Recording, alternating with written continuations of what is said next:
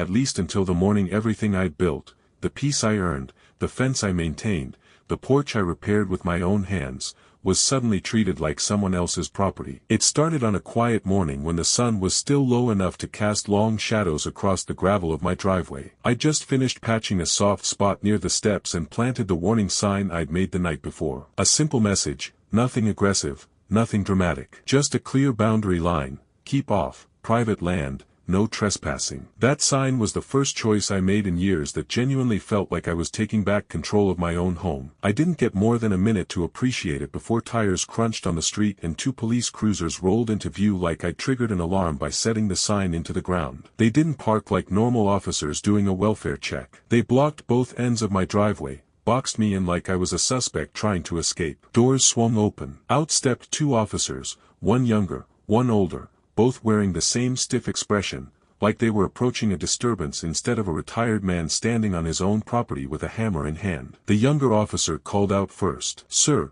we received a report of a boundary violation. You can't install signs on land you don't legally own." I laughed, honestly believing he was joking. When he didn't crack a smile, I realized the situation had already crossed into absurd territory. "I built this house," I said, lowering the hammer. "This land has been surveyed more times than I've changed my tires. What exactly do you think I don't own?" The older officer glanced at a folder in his hand. Inside were printed maps, all marked in bright highlighter. Not my maps. Not the surveyor's maps. Some other edited version with the lot line shifted several feet closer to my home. The space where I stood, hammer in hand, was color-coded as Common HOA Greenway. They were holding forged documents, though I wouldn't know that for certain until much later. I asked who gave them those papers. They both hesitated, which told me everything I needed to know. And right on cue, a woman rounded the corner of her house to join the show. Short blonde haircut, sunglasses perched on her head, that signature HOA smirk women like her wear when they think they're enforcing justice. She strutted down her path as if she were marching into a courtroom she personally funded. The first thing out of her mouth wasn't a greeting,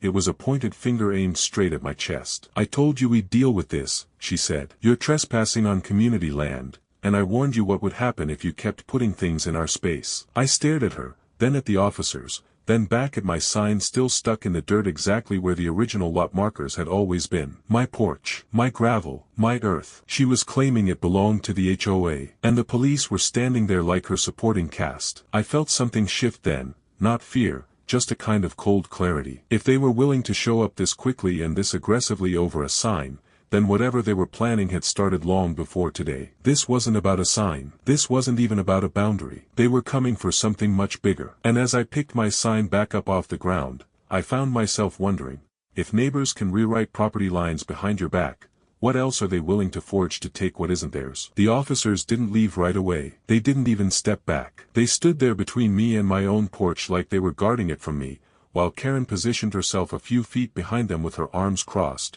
surveying everything like she owned the entire block. I could tell from the smug tilt of her chin that she thought this moment was the victory she'd been waiting for. I'd seen her meddle in neighbor disputes before, seen her walk the sidewalks with that little HOA binder tucked under her arm, seen her glare at teenagers whose bikes touched the wrong patch of grass. But this was different. This was a woman who had crossed from petty interpersonal drama into actual manufactured authority. And the police, whether they knew it or not, were helping her. The younger officer cleared his throat and tapped the papers in his hand. "Sir, according to these plat maps, this area is not part of your lot. You need to remove that sign immediately." I took the papers from him without asking. They were printed on cheap office paper, not the heavy stock surveyors use. The lines were straight enough at first glance, but the more I looked the more off they became, an angle that didn't match the natural curve of the road, a boundary line that cut straight through a tree that had been there longer than any house on this street. The map wasn't just altered, it was sloppy, but it carried official language, a watermark that someone without training might think was real,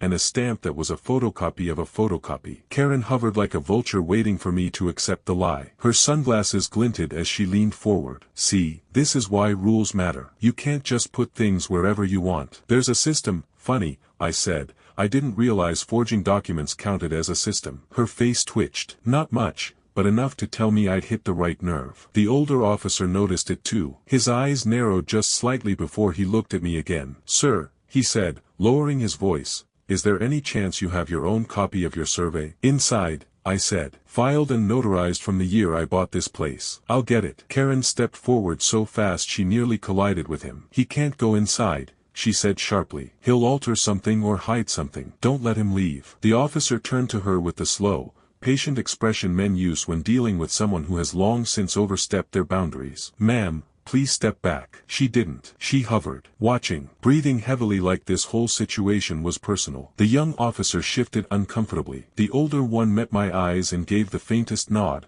permission. I walked inside and retrieved my documents. When I handed them over, he read them carefully, flipping each page with care. The younger officer's confidence began to falter as he compared the two versions. Karen crossed her arms tighter. Those are outdated, she said. We updated the boundary for community use last year. Who's we? I asked. She opened her mouth, then closed it again. The old officer shut the folder with a quiet snap. That sound was louder than any shouting she could have done. Ma'am, he said, who exactly supplied you with these updated maps? She didn't answer. He pressed again. Because these aren't county issued. Her jaw clenched. A small ripple of something like panic crossed her features before she forced it away. The HOA board provided them, she said finally. And who provided them to the board? He asked. Silence. The kind that hangs heavy and tells you the truth before anyone says a word. She wasn't protecting a rule. She was protecting herself. And as the officers stepped aside and handed me back the legitimate survey, I felt the weight of what she'd started settle in. She wasn't trying to enforce boundaries. She was trying to erase mine. That moment,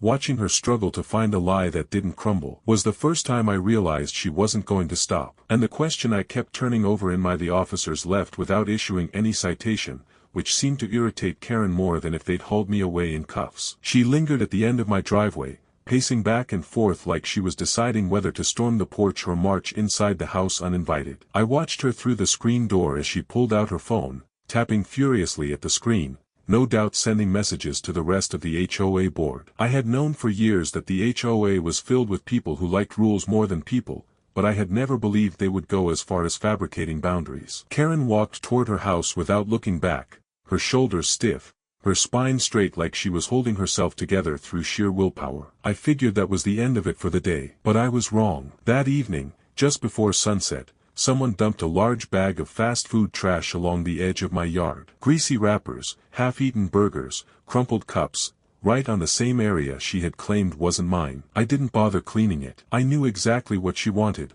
a reaction. I wasn't giving her one. But later that night, around 9, while I was locking up the shed, a group of teenagers cut across my yard like they owned the place. They moved fast, dodging the motion lights, whispering to each other like this was some kind of game. I stepped out to confront them. Hey, I shouted. This isn't a walkway. Off my land. One of them, a lanky kid in a hoodie, turned, smirked, and said, It's not your land. My mom said it's community property now. I didn't need him to tell me who his mom was. That arrogance had her fingerprints all over it. Go home, I said, and they scattered like startled birds. I went back inside, double-checking the locks, not out of fear but because I sensed this was only the beginning. The next morning, a bright orange notice was taped to my door. Unauthorized sign. Remove immediately. HOA Rules 7.2b. The thing that made me laugh was the bold print at the bottom. Fines begin tomorrow. They wanted me to panic. They wanted me to call, beg, argue, or remove the sign out of frustration. Instead, I took down their notice, folded it neatly, and pinned it on a corkboard in my office labeled evidence. If they wanted a fight, they were going to learn I documented everything. That day I reinforced the warning sign with a heavier stake and fresh paint. If they tore it down, I'd put it back up. If they broke it, I'd rebuild it stronger. As I hammered it in, I noticed a curtain move in a nearby window. Karen watching again. Always watching. Her obsession was starting to look less like HOA business and more like someone trying to erase something she didn't want me to notice. And I couldn't shake the question that settled into my mind like a splinter. Why was she so desperate to control a strip of dirt that wasn't hers? Would you ignore someone trying to chip away at your land, or would you push back harder? 3 days passed before the HOA made their next move, and when they did, it was delivered in a crisp envelope tucked inside my mailbox. Not the usual HOA letterhead. This time it came from a local law firm I'd never heard of. The letter claimed that the HOA board had unanimously approved a revised easement that granted them access across the edge of my property for safety and beautification. It also claimed I was violating that easement by placing a sign, and I had 10 days to comply or face legal action. I read it twice. Something about the formatting was off. The signature at the bottom was blurry, and the watermark looked like it came from a home printer. I called the number listed. A confused receptionist answered and told me no such letter had been drafted by their office. That was when the cold realization hit me. Keren wasn't just pushing boundaries. She was manufacturing an entire false paper trail. That afternoon, as I sat on the porch with the fraudulent letter in my hand, my neighbor Joe came walking over. He lived 2 houses down and was known for speaking his mind. "You look like a man who's about to throw someone through a window," he joked. I handed him the letter. He skimmed it and let out a low whistle. "She's losing it," he said. "You know, she's been talking to people, telling them you're planning to block the neighborhood from walking paths, trying to paint you like the bad guy." "I'm blocking trespassers," I said. "That's it." Joe nodded. "I told her that. She told me to stay out of it." He paused. "Look, she's been on the board for years. She likes power. But this is different. It's personal for her." His words stuck with me long after he left. Why was my patch of dirt suddenly so important to her? Why did she need it to be hers? At dusk, I noticed a strange noise. A soft scraping sound like metal dragging across wood. I stepped out and found the trash had returned again, this time piled deliberately beside the sign. Someone wasn't giving up. I installed a camera on the corner of my house under the cover of darkness. A real one with night vision and sound. If they came again, I'd know exactly who it was. That night,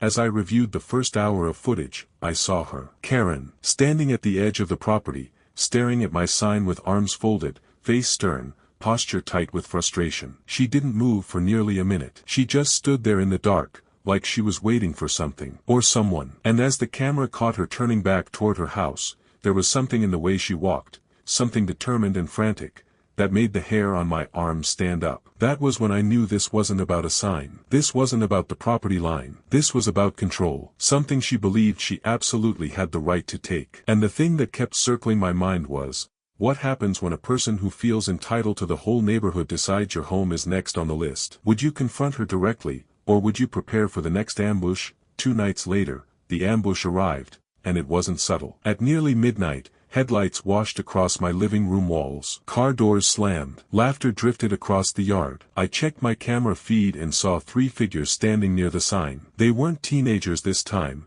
These were grown men, mid-30s, wearing matching hoodies and gloves. Not the kind of neighbors you wave to in the morning. They approached the sign, looked around, then one of them grabbed it and yanked hard until the wood cracked. The other 2 stomped on it for good measure before tossing it into the ditch like garbage. I hit record and watched them walk back to a car parked near Keren's house. They got in. She stepped outside onto her porch as they pulled up. She exchanged a few words with them. They nodded. She handed them something small, an envelope, maybe. And they drove off. All of it captured in crisp, time-stamped footage. The next morning, I printed still frames and labeled each one. I was done playing defense. I walked over to her house with the broken stake in hand and knocked. She opened the door wearing an exaggerated look of surprise. "Oh dear," she said. "Did someone damage your little sign again?" "We both know who did it," I replied. She tilted her head. "Accusations without proof are dangerous." I held up the photo of her on the porch with the men. Her eyes widened for just a second before she forced her composure back into place. "You can't use that," she said. "That's illegal surveillance." "Not when it's on my own property," I answered. Her face went white. She slammed the door. That was the moment I knew she wasn't a bored housewife with too much time. She was orchestrating a campaign to break me down or drive me out. I emailed the footage and photos to a lawyer friend who specialized in property disputes. He called me back within 10 minutes. "This is criminal," he said. "Don't confront her again. Document everything. Keep all evidence safe. And don't be surprised if she escalates." "Escalates how?" I asked. He sighed heavily.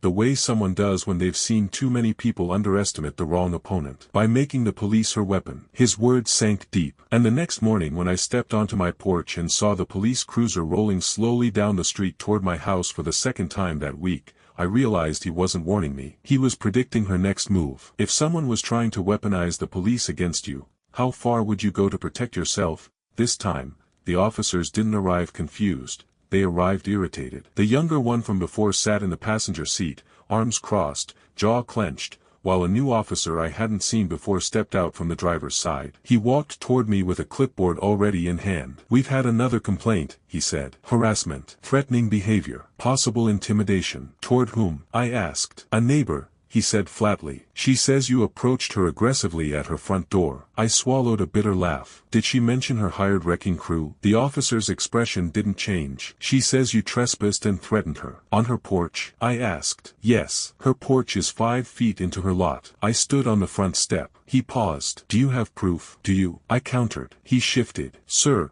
we have her statement. And I have footage, I said, pulling out my phone. Would you like to see the part where she paid 3 men to vandalize my property? That got his attention. He followed me to the porch as I pulled up the recorded clip and pressed play. The moment the men appeared on screen, he frowned. When the shot showed Keren stepping onto her porch to meet them, he blinked slowly in disbelief. When she handed them the envelope, he stepped back. Hold on, he muttered. This changes things. The younger officer joined us, looking troubled. She said you were making everything up. Of course she did, I said. And she'll keep lying until someone stops her. The officers exchanged a look. A long one. Then the new officer sighed. We're going to need copies of this. I'll email the files, I said. They took down my information and left with a promise to look into the matter, which I knew was cop speak for, we're not taking sides yet. But something was different this time. A shift. They didn't walk away convinced I was the problem. They walked away realizing they might have been used. That afternoon, my lawyer friend called again. Get more cameras, he said. Full perimeter. Audio if possible. The kind that saves to the cloud automatically. I didn't argue. I drove into town and bought every device he recommended. Took me the rest of the evening to mount them. Front porch, shed corner, driveway pole, back fence line. When I checked the feeds, my yard looked like a digital fortress. And it was just in time. Because before the night was over, something happened that made it clear Keren had no intention of stopping until she broke me. Just after midnight, a shadow crossed one of the camera feeds. Then another. Then a soft metallic sound. Someone was trying to pry open one of my tool shed locks. And based on the height, posture, and familiar walk, I knew exactly who it was. Keren hadn't just escalated. She'd gone too far. How would you react if a neighbor you barely trusted was suddenly creeping around your yard in the dead of night? I watched her on the camera feed, moving slowly along the side of the shed as if she were trying not to set off motion lights. She didn't know I'd replaced them with silent sensors. She didn't know her every step was being recorded in black and white clarity. The shed's lock clicked under her hand, and she froze. She whispered something. I couldn't make out the words, but she was talking to herself in a frantic, shaky rhythm. Her behavior wasn't the smug bravado she showed during the day. This was panic, desperation. She tugged the lock again, harder this time. When it didn't budge, she stepped back and wiped her forehead like she was fighting off tears. And then she did something I'll never forget. She knelt in the dirt, knees sinking into the soil, hands clutching her hair as she whispered over and over, "It's supposed to be mine. It's supposed to be mine." Every word was caught by the audio, every syllable dripping with obsession. I stared at the screen, stunned. Whatever this was, it had nothing to do with HOA rules. This was a woman unraveling. She suddenly jerked upright and stormed back toward her house. She didn't see the camera on the fence line recording her steps. She didn't see the shed camera catching her face in perfect clarity. The next morning, I sent everything to my lawyer, her trespassing, her attempt to break the lock, her meltdown. He called me so fast it startled me. "This is no longer a civil matter," he said. "This is criminal. We need to file a report immediately." I agreed. But before I could drive to the station,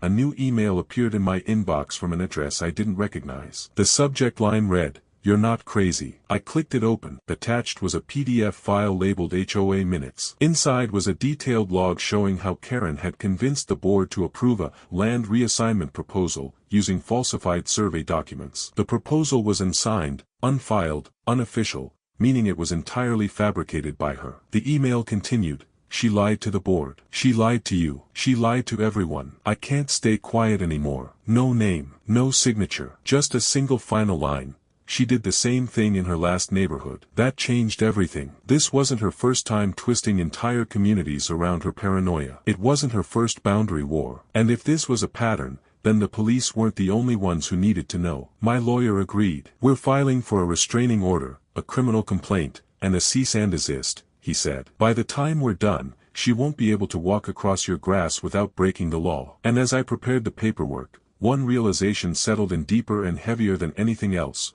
If she had done all this before, what was she running from when she moved here? Would you believe someone like that could just be a harmless busybody after all this? The police station felt colder than usual when I walked in the next morning, armed with printed photos, timestamps, emails, and surveillance stills. I gave everything to the officer at the desk, who raised an eyebrow at the sheer amount of evidence. "This is a lot," he said, flipping through the pages. "And she's on the HOA board?" "She's more than that," I replied. "She's manufacturing documents, sending people onto my land, vandalizing property, trying to provoke police responses." He nodded slowly, understanding the gravity. 15 minutes later, a detective asked me to step into a small interview room. He listened, stone-faced, as I recounted everything. When I finished, he exhaled sharply. "We've gotten complaints about her before," he admitted. "Nothing as detailed as this, but enough to know this isn't entirely out of left field." That was the first time anyone in authority had acknowledged what I'd been sensing for weeks. Keren wasn't just troublesome. She was dangerous. The detective took detailed notes, scanned copies of the evidence, and told me they'd be opening an official investigation. As I left the station, I felt something I hadn't felt since this started: relief. But it didn't last long. When I pulled into my driveway, there she was, standing at the edge of my yard again. She wasn't yelling. She wasn't smirking. She wasn't even pretending to be concerned. She just stared at me with a hollow expression like something inside her had cracked. When I got out of the truck, she spoke in a voice so quiet it barely carried on the breeze. "You shouldn't have done that." "Done what?" I asked. She blinked. Her eyes were red, swollen, exhausted. "You shouldn't have reported me," she whispered. "You shouldn't have dug into my past." I took a step back. "How did you know?" Her lips twitched. "I always know. People think I don't see them. But I do." A chill ran through me. There was something unhinged in the way she said it. Something unsteady, fragile, and unervingly sincere. "This won't end the way you think," she said. "You think you've won. But you don't understand. That land, it was supposed to be mine. They promised me." "Who promised you?" I asked. She didn't answer. She turned and walked back to her house, mumbling something I couldn't make out. I didn't follow. I didn't want to. My phone buzzed. A new email. Same anonymous sender. One line: "Keep your cameras running. She's not done." That night, I double-checked every lock, every feed, every alert setting. I wasn't scared. Not exactly. But I was unsettled in a way that made sleep impossible. Because if the anonymous email was right, what would she do now that she knew the police were involved? How would you prepare if you knew someone unstable was planning a final move? The final move came quicker than I expected. Just after 10 p.m., one of my yard cameras pinged with motion. I pulled up the feed and saw Keren pacing along the fence line, muttering to herself, stopping occasionally to look directly into the camera with an expression that twisted between fury and heartbreak. Then she froze. A car pulled up beside her house. 2 men stepped out. Not the same ones from before. These men were older, thicker, dressed in work boots and jackets, contractor types. One held a rolled blueprint tube. The other carried a toolbox. Keren rushed to them, whispering frantically, pointing toward my property. The man with the blueprint unrolled something under the street lamp. Even from my vantage point, I recognized the layout. It was another forged plat map, this one even more heavily altered than the last. She traced lines with her finger, gesturing toward my shed, my signpost, even my front porch. She wasn't trying to claim a sliver of land anymore. She was trying to redraw half the neighborhood. The contractors nodded, and one said something that made her clasp her hands together like she just received good news. I hit the record button again. 10 minutes later, the men left, and Keren remained alone under the streetlight. She stared at the blueprint in her hands like it was a golden ticket. She folded it carefully, cradled it like something sacred, and walked home with a strange calm in her step. The next morning, my lawyer called with updates. "The detective you spoke to requested the full file," he said. "They're taking this seriously now. They want to interview her." "Interview?" I asked. "Or arrest. Depends on what else comes out," he said. "Speaking of which, I got another email from your anonymous friend." He forwarded it. This time it wasn't a PDF, it was an audio clip. I played it. Keren's voice came through, frantic and sharp. "I don't care if it's illegal. Change the line. Move it. He doesn't deserve it. It was supposed to be my place. I earned it." Another voice, male, said, "We can't just redraw county land. They'll check." Keren snapped back. "They won't check if no one tells them." Silence. Then the man whispered, "You're going to get caught." And Keren replied, with a tone so chilling it made me pause the clip, "Not if he leaves." That was it. That was her plan from the beginning. She wanted me gone. Not fined, not scolded. Gone. Driven out. Replaced. My lawyer's voice came through my phone again. "With this audio, the case is open and shut. Prepare for an official restraining order hearing." I thanked him, hung up, and looked out the window. Keren stood in her yard, staring at my house. Not moving, not blinking, just watching. I closed the curtains. Because at that moment, I truly didn't know what she would do before the officers arrived. If someone believed your home was supposed to be theirs, what would you expect them to try next? The final unraveling began just after sunrise. A police cruiser parked near Karen's house. 2 officers approached her porch. She stepped out before they could knock, holding the blueprint tube like a shield. They began speaking calmly, hands relaxed, but she shook her head violently, backing away as if their voices burned. I watched from behind my blinds as she yelled something I couldn't hear, then clutched the blueprint to her chest like a child gripping a toy during a nightmare. One officer tried to reach for the tube. She jerked away, stumbling down the steps. Papers spilled onto the lawn, her forged maps fluttering like broken wings across the grass. The officers gathered the pages while she collapsed onto her knees, clutching her head, rocking back and forth. I stepped outside, slowly, keeping my distance. She looked up at me suddenly, eyes wild, hair disheveled, breath jagged. "You ruined everything," she cried. "They promised me the land. They said I could start over here. You weren't supposed to fight back." "Who promised you?" I asked, keeping my voice low. She opened her mouth, then froze as if the answer had turned to stone on her tongue. "It doesn't matter," she whispered. "None of it matters if they take me away." The officers gently took her arms and guided her to her feet. She didn't resist. She just stared at my house as though she were memorizing every inch of it. As they placed her in the back of the cruiser, she pressed her forehead to the window and mouthed something I couldn't interpret. Then they drove her away. The detective arrived shortly after to collect the blueprints and the audio recordings. "This wasn't just boundary fraud," he said. "She forged government documents. That's a felony. And the trespassing, the vandalism, the harassment, it all stacks." Over the next few days, the neighborhood was quieter than I'd ever known it. People whispered, avoided eye contact, acted like walking shadows. A few approached me with hesitant apologies for believing her lies. Some admitted they'd been intimidated. Others confessed they'd been confused. I didn't blame any of them. A manipulative person with a title can twist an entire board into knots. The HOA held an emergency meeting. Keren was removed from the board permanently. All false documents were destroyed. A formal apology letter was delivered to my mailbox, signed by all remaining board members. As for me, I replaced the broken sign with a smaller one. Not out of fear, not out of victory, but out of closure. I didn't need a giant warning anymore. My land was officially mine again, legally, publicly, unquestionably. And the only thing that lingered from the ordeal was the anonymous email sender. They never revealed their name. They never wrote again. But sometimes, when I walk along the fence line at dusk, I wonder what they saw in Keren that made them intervene, and why they waited until now. Maybe they were scared, maybe they were tired, or maybe they just needed someone else to stand up first. Whatever the reason, this whole ordeal taught me one thing: if you don't defend what is yours, whether it's land, dignity, or peace, someone will eventually try to take it. And sometimes, the greatest battles are the ones no one else sees, fought quietly on the edges of your own backyard. If something like this happened to you, how far would you go to protect your home?